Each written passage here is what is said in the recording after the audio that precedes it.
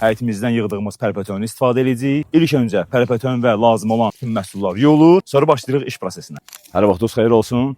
Bu günləri Azərbaycan mətbəxinə aid olan pərpəton çığırtması eləyirik. Təbii ki, öncünün təmiz zeytun yağı ilə. Maraqlı olacaq, çox maraqlı olacaq.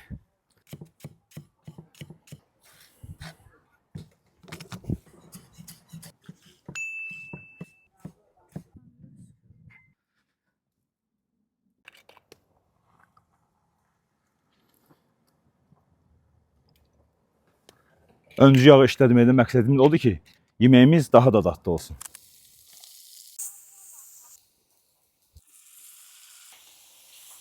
Pomidor əlavə olunandan sonra sarı kök və istiot vurulur.